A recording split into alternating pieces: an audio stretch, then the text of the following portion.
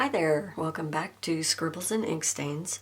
My name is Mary, and the purpose of this video is to go over and swatch a small collection of inks that I purchased from Van Ness, and this bottle here of Waterman Serenity Blue was the motivator for my purchase.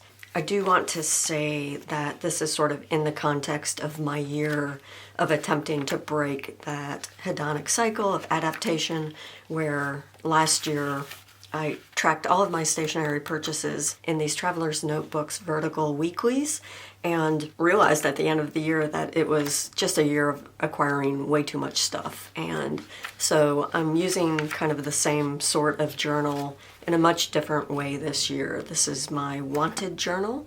This is where I'm tracking everything that I see on the internet or am motivated to purchase based on other influencers on Instagram or YouTube. I'm sort of parking the ideas here in order to reflect on whether or not I really want to add them to my stash. So I will be doing a complete flip through of this at the end of the first quarter, at the end of this month, at the end of March. But for now, I'm going over a small collection of inks that I curated and wanted to, and decided it was worth my time to add these to my collection. I'll be swatching everything in my swatch books, which are twofold. I swatch everything on Midori cream notebook paper and on Tomoe River paper. And I'll be also setting up my swatch cards, which are the colorings. But once I run out of these, and this is all I have left of the first batch, I'm going to be cutting my own. Simone has a great video where she describes her system of moving from the coloring system to a new iteration. And she's actually cutting these cards out on a silhouette. I do not have a cutting machine, but I'm just going to use a rotary cutter and a cutting mat, and then I have a little corner rounder, so I'll be able to round the corners. But that will just be my system. I don't know if I'll punch a hole in them or not. I think I prefer to have these laying landscape mode in a box so I can just flip through them. But again, I digress. Let's look at these inks, starting with the Waterman. I thought also the way I would swatch these will be a little bit different. Going to be using my Kakimori nib for just writing out the name, and I'm going to use a palette knife to build color because I really love exploring the more layered effects that you get with these inks, especially considering that I will be filling up my sketchbooks this year, hopefully more than one, with little ink wash drawings. There's an example of a kind of spiky sunflower that was part of a beautiful bouquet I got for Valentine's Day. Let's look at the Waterman. The Waterman Serenity Blue is what motivated my purchase. A YouTuber, Iron Mike, commented on one of my videos that this is an excellent ink to run through new pens in order to learn the properties of that pen's nib and feed. And what that allows you to do is eventually build up a mental lexicon of properties of your pen feeds and nibs. So when you load in inks later, you understand what the characteristics of those newer inks are. Oh, I kind of like that. I want a little bit more ink on that page though. And the card is kind of curling, which is making that a little more difficult. I'm going to leave it there so it pulls a little bit randomly. And then I'll do the same thing here in my swatch books on both the Tomoe River paper and the Midori paper. That is an interesting blue. Waterman.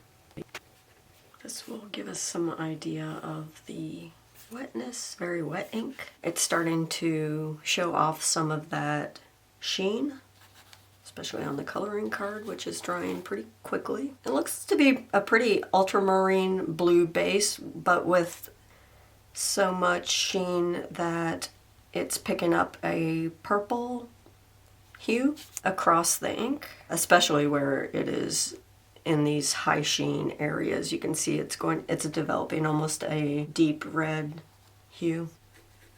Obviously this writing with the Kakimori nib is nowhere along the lines of writing with a fountain pen ink, but this is a nib that I use for drawing, so it's giving me information that's valuable. Oh, that's really flowy. Setting up my chromatography. Okay, I usually just run these until the clear water shows above the ink. It does continue to develop, so I'm going to set that aside and return to my labeling. You'll be able to see more once that dries down completely, and we will move on. Let's first look at Three Oysters Mustard. I've always been a fan of kind of these grungy ochre earth pigments. This is kind of a deep, deep mustard, as you can see. That shade's rather brown. Really curious about the chromatography for this one, so I will get that going. I love this brown family as a shading ink. This one's less bright yellow in its lightest tone, so I'm kind of enjoying that it's more earth in the earth yellow family. For drawings, that will be right up my alley. It's separating in an interesting way in this chromatography. I'm pulling out some red and green. We'll look at that more closely in a little while. Just gonna set that aside to dry. I'm loving these samples. Look at that variety. It's going to be a gorgeous journaling ink. I think I would consider a bottle of that. I would have to do some drawing with it first to see, but so far I'm liking what I'm seeing. I really can't wait to get this in a pen for drawing. It's feeling like it will be a March selection for sure. Really glides off the pen nicely. I do use this nib for drawing, so yeah, this is really quite lovely. Okay, let's go with my other Three Oysters selection. This one is Hwangto. I feel when I use this palette knife that I'm actually mixing paint on a palette. That is super bright. That is maybe going to dry down as an earth tone. I don't know. I'm a little skeptical. Sometimes, have you noticed that the swatches you see online are nothing like the swatches you see in real life? Not that I have anything against bright oranges. According to Van S, Hwangto is a yellow-colored soil from Korea. And so I thought it was going to be analogous to some of the earth pigments coveted from various regions in Europe in old master drawings, but this is a little more high chroma than what I was expecting. If that's an earth pigment, that is one heck of a bright earth tone. I see that more as a dye, but look, it's drying down a little bit into more of an earthy situation. Pretty and unexpected. Can't wait to see actually how that is shading is really, really lovely in the writing and in the big old squishy swatch. Okay, and I see the little strip of clear water, so I'll set that aside to dry. I have to say I'm really falling in love with that orange. Bright and kind of psycho it is on the coloring versus it's really mellowing nicely on the Midori and the Tomoe River. Wow, I am going to enjoy that. Let's look at Van Dieman's next. Van Dieman's is sort of all over the YouTubes currently because they just released their Birds of a Feather series, and I love how they kind of use nature-based themes to name their fountain pen inks. These are not from that series. I ordered the Autumn Morning and Nutmeg. Autumn Morning, let's see. At least online it's described as an orangish sienna with gold shimmer. That means I need to shake it up. Oh yeah, look at that shimmer. I think I like that. Interesting, where I put those two dots, you can still see that through the sample. Another interesting sienna, very orangey sienna. I expect you'll be able to see the shimmer in that writing sample. And I can see that shimmer all the way through this sample. That's really going to be lovely. Pretty. Chromatography. Oh yeah, I have shimmer still in this nib. I can see that really laid down on that strip. Love this chromatography. Look at that gorgeous green running up at the top. Oh my gosh. And there's a gorgeous fuchsia happening, some yellow, some teal. Look at that gorgeous, gorgeous chromatography. Wow. And a little gold shimmer right there at the base of the pink. Ooh, that's fun. Next up we have Van Dieman's Harvest Series Nutmeg. This one will be more of a greenish umbery brown. I like this. This is more of a grayed down brown. Very much looks like the color of a nutmeg if you bake with nutmeg. Very smooth. I can't wait to see this one in a pen. Look at the green happening, and I haven't even, dipped this strip in water yet. It's already separating. Look at that. So pretty. Kind of a deep purple base, mauve, yellow-green, ends up in teal. Let's do the Moonstone first. Monteverde. This is a 2 birds, 1 stone kind of purchase. I absolutely wanted to dive more deeply into Monteverde as a brand. I love the Monteverde Chameleon. I absolutely fell in love with in my Lamy 2000 extra fine. So lovely. Wow. Look at that shading on that nutmeg, on the Midori paper. Oh my God. See what I mean? We all rant and rave about the Tomoe River, but wow. I would use this in an art piece any day. This is a little goobery. It's formed some kind of little clots. So that tells me this is kind of an older sample. Okay, that's good to know. A very lubricated ink might have a shorter shelf life? I don't know. Have you ever heard of such a thing?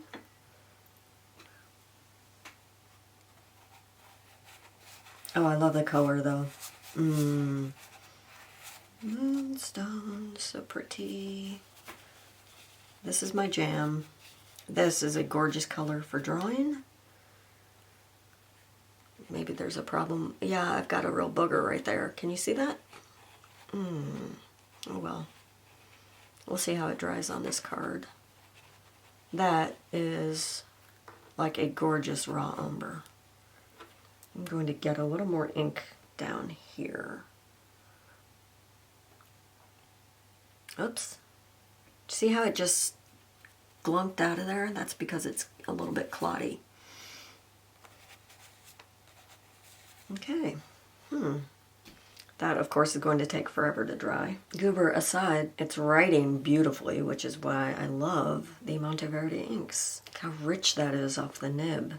It's a lovely grayed out brown. Can you see the 3-dimensional texture on that card? Let's see if I can get the camera to pick that up. It is chunky. Has a little goober right there. Chromatography. Really interesting chromatography again on this one.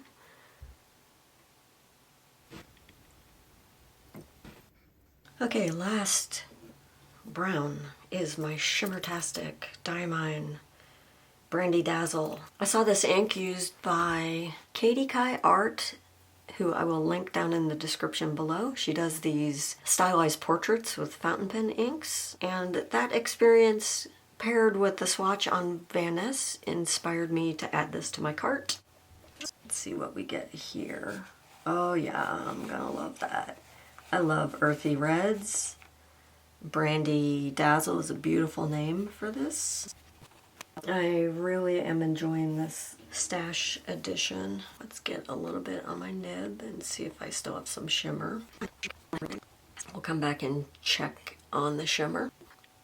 This is making me think that if Colorverse Brunch Date and Diamine Writer's Blood got together and had a baby, this would be the baby. Let's do our little doohickey up here and our little smear. Do I have a clean finger?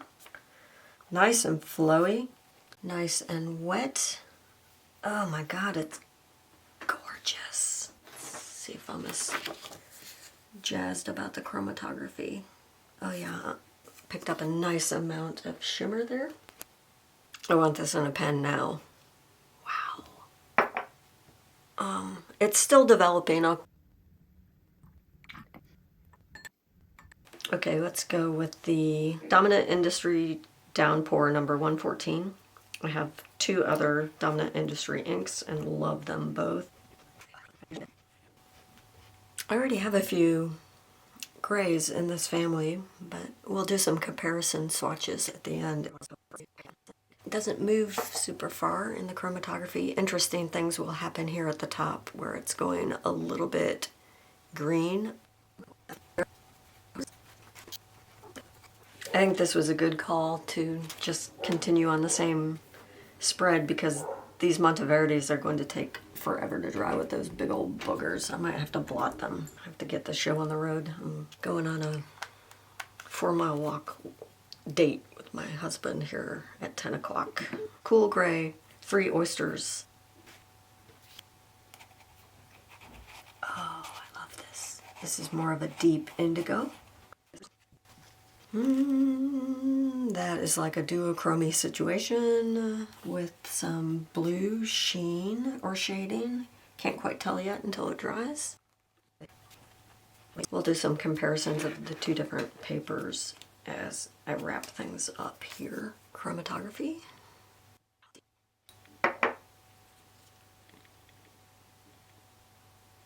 So fun. Still developing that. All right, 2 inks remain. Let's start. These are both Monteverdes. One is Garnet and one is Rose Noir. Let's start with the Garnet. I think I'm going to love this. Chromatography. This felt like 2 strips. That's so bright and lovely. Nothing really unexpected on chromatography. It's separating out to kind of a lovely purple up at the tip. I would absolutely get a bottle of that. But again, these Van Ness samples are 4 ounces, so I've got plenty to play with. Okay, and final ink is Monteverde Rose Noir. Curious to see the difference between that and the Garnet. More purple than magenta. I don't know why more people don't talk about the Monteverde inks. I find them really, really lush.